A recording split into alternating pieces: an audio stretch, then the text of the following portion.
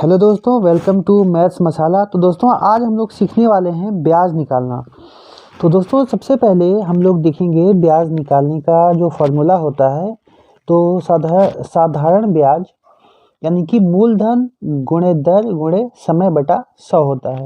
English में यदि बात करें तो SI यानी कि simple interest is equal to P मतलब प्रिंसिपल होता है जो कि हमारा मूलधन होगा। R मतलब रेट जो कि हमारा दर होता है, और T मतलब टाइम यानी कि जो हमारा समय होता है। तो दोस्तों हिंदी और इंग्लिश दोनों में लिखवा दिया हूँ ताकि आपको प्रॉब्लम बिल्कुल भी ना हो। तो चलिए दोस्तों चलते हैं। तो दोस्तों क्वेश्चन को हल करने के पहले सबसे पहले हम लोग देखेंगे कि इस पूरी वीडियो में हम क्या पढ़ने वाले हैं। तो दोस्तों समय में बच्चों का बहुत ज़्यादा गलत होता है, क्योंकि समय जो है वो 3 तरीके से आता है। एक तो वर्षों में आता है, जैसे कि 2 वर्ष का आपको ब्याज निकालना होगा। महीने में आता है, जैसे मान लीजिए 4 महीना या 5 महीने का आपका ब्याज निकालना दिया रहता है।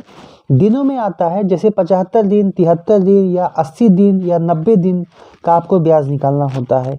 तो दोस्तों हम लोग एक एक करके तीनों टाइप का पढ़ेंगे। दोस्तों सबसे पहले हम लोग पढ़ेंगे वर्षों में, मतलब ऐसा क्वेश्चन जिसमें वर्षों में दिया गया हो। तो दोस्तों पहला क्वेश्चन आपके सामने है। क्वेश्चन कहता है अमन ने बैंक से 5,000 रुपये 15% वार्षिक साधारण ब्याज की दर से 3 वर्ष के लिए लिया, उसका ब्याज क्या होगा। दोस्तों यहाँ पे केवल ब्याज पूछा है आपसे। तो आप क्या करेंगे, सबसे पहले आपको यहाँ पे फॉर्मूला लगाना है। आप हिंदी में या इंग्लिश में आप चाहे जैसे लगा सकते हैं। तो दोस्तों यहाँ पे हम लोग सबसे पहले इंग्लिश का ही यूज़ करेंगे। तो आप यहाँ पे SI लिख सकते हैं। SI मतलब सिंपल इंटरेस्ट। अब यहाँ पे फॉर्मूला क्या होगा, P into R into T/100 मतलब मूलधन गुणे दर गुणे समय बटा 100। अब दोस्तों यहाँ पे क्या करना है आपको, यहाँ पे आपको अब जो आपका प्रिंसिपल का मतलब होता है मूलधन, जो आपने या जो यहाँ पे अमन ने उधार लिया है। जैसे कि अमन ने यहाँ पे 5,000 रुपये उधार लिए, तो ये 5,000 रुपये उसका हो जाएगा मूलधन। तो यहाँ पे हम लोग 5,000 को लिख लेंगे। उसके बाद किस रेट पे, किस दर पे लिया है, तो उसने लिया है 15% पर। तो यहाँ पे हम लोग लिख लेंगे 15%। उसके बाद दोस्तों कितने टाइम के लिए लिया है, कितने समय के लिए, तो ये 3 वर्ष के लिए लिया है। तो दोस्तों यहाँ पे हम लोग लिख लेंगे 3 बटा यहाँ पे गुणे यहाँ पे 3 हो जाएगा, और बटा यहाँ पे 100 है दोस्तों, तो यहाँ पे हम लोग लिख देंगे 100। तो दोस्तों यहाँ तक आप समझ गए होंगे। 2 जीरो नीचे कट जाएगा, 2 जीरो ऊपर कट जाएगा। इसके बाद आपको क्या करना है, इसके बाद आपको यहाँ पे 50 बचा है, आप 50 लिख लेंगे, और फिर यहाँ पे गुणा करके 15 को 3 से गुणा करने पर 45 आता है। तो आप यहाँ पे लिख लेंगे 45। अब क्या करना है आपको, अब यहाँ पे आपको मल्टीप्लाई करना है। तो 5 पचे 25, 25 का 5 लिख देंगे, और 5 चौक 20, और 2 हाथ जो कैरी आया था यानी कि 22, यहाँ पे आप लिख देंगे 22। और दोस्तों 1 जीरो यहाँ पे है, 1 जीरो आप यहाँ पे लिख देंगे, यानी कि 2250 रुपये उसका साधारण ब्याज बनेगा। यानी कि जो ऑप्शन नंबर हमारा B है ये हमारा सही हो जाएगा। तो चलिए दोस्तों अब हम लोग यहाँ पे जो दूसरा पार्ट है वो देखने वाले हैं। तो दोस्तों पहला हो चुका है, दूसरा जो समय महीने में दिया होता है वो अब हम सीखेंगे।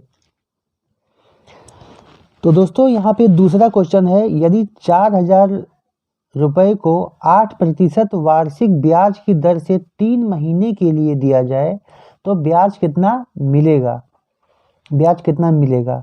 यहाँ पे 4 ऑप्शन भी दिया गया है। तो सर चलिए इसको सॉल्व करते हैं। तो हम लोग क्या करेंगे दोस्तों, अब यहाँ पे हम लोग थोड़ा जल्दी करेंगे।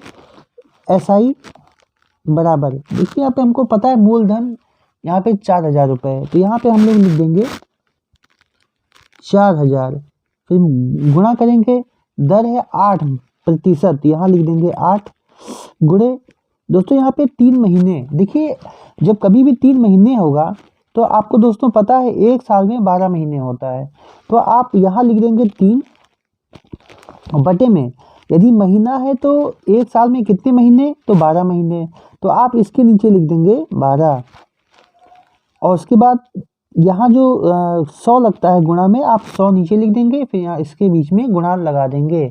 बस दोस्तों यही इसका ट्रिक है जो आपको फॉलो करना है। अब दोस्तों आप क्या करेंगे, अब यहाँ पे आप 2 शून्य नीचे काटेंगे, 2 शून्य ऊपर काट देंगे। दोस्तों 3 के टेबल में 12 आएगा, तो यहाँ पे इसको भी हम लोग 3 एकम 3 और 3 को 4 से गुणा करने पर 12 मिल जाता है, तो यहाँ पे 4 लिख लेंगे। दोस्तों 4 के टेबल में 8 आता है, तो यहाँ पे 4 एकम 4 और 4 दूनी 8 हो जाएगा। दोस्तों अब क्या बचा, यहाँ पे हमारे पास बचा है 40 और गुणा करके यहाँ बचा है केवल 2, यानी कि यदि आप गुणा करेंगे तो आपको मिल जाएगा 80, यानी कि जो ऑप्शन नंबर डी है ये हमारा हो जाएगा सही आंसर। तो दोस्तों हम लोगों ने महीने वाला भी पढ़ लिया। अब हम लोग देखेंगे कि यदि समय दिन में दिया गया हो तो कैसे उसको सॉल्व किया जाता है। और दोस्तों ये उम्मीद है कि आपको फिर आज के बाद फिर कभी भी ऐसे क्वेश्चन में दिक्कत नहीं होगा। दोस्तों क्वेश्चन है, श्याम ने 12,000 रुपये 10% वार्षिक ब्याज की दर से लिया, 73 दिनों के बाद वह कितना ब्याज देगा। दोस्तों यहाँ पे 4 ऑप्शन दिया गया है, तो सबसे पहले हम लोग फिर जो है क्या करेंगे, यहाँ पे सबसे पहले लिखेंगे SI मतलब साधारण ब्याज बराबर मूलधन यानी कि 12,000। उसके बाद दोस्तों दर यानी कि रेट 10%, तो यहाँ पे हम लोग 10 लिख लेंगे। उसके बाद समय दिया है 73 दिन, तो दोस्तों दिन को यहाँ पे लिखेंगे, तो 73 दिन। तो दोस्तों जब दिन की बात आ गई तो हमको यहाँ पे ये भी देखना है कि एक वर्ष में कितने दिन होते हैं। तो दोस्तों एक वर्ष में होते हैं 365 दिन, तो यहाँ पे हम लोग इसके बटे में लिख लेंगे। दोस्तों एक वर्ष का हमको हमेशा नीचे निकाल के रखना है, यानी कि यदि दिन में दिया गया होगा तो हम यहाँ पे नीचे 365 लिख लेंगे। अब दोस्तों यहाँ पे जो 100 लगता था वो 100 आप लगा लीजिए, यहाँ पे गुणा कर लीजिए। तो अब इसको दोस्तों सॉल्व करेंगे, बस आपका आंसर आ जाएगा। तो दोस्तों देखिए यहाँ पे क्या होगा, सबसे पहले हम लोग यहाँ पे 2 जीरो नीचे और 2 जीरो ऊपर ऐसे काट देंगे। उसके बाद दोस्तों 73 को 5 से गुणा करने पर 365 आता है, तो 73 एकम 73 और इसको जब 5 से गुणा करेंगे तो यहाँ पे आपका 365 आ जाएगा। दोस्तों 5 10 को विभाजित करता है, तो यहाँ पे 5 एकम 5 और इसको हम 5 दूनी 10 लिख सकते हैं। दोस्तों यहाँ पे 120 बच गया और गुणा यहाँ पे 2 बचा हुआ है, तो दोस्तों जब इसको गुणा करेंगे तो हमको मिल जाएगा 240, यानी कि आपका ऑप्शन नंबर ए सही आंसर होगा। तो दोस्तों कैसा लगा आपको हमारा वीडियो, हमें कमेंट करके ज़रूर बताएं, और यदि आपको वीडियो अच्छी लगी हो तो हमारे चैनल मैथ्स मसाला को सब्सक्राइब कर लें, यदि आपको ऐसा ही क्वेश्चन देखना हो तो। दोस्तों धन्यवाद।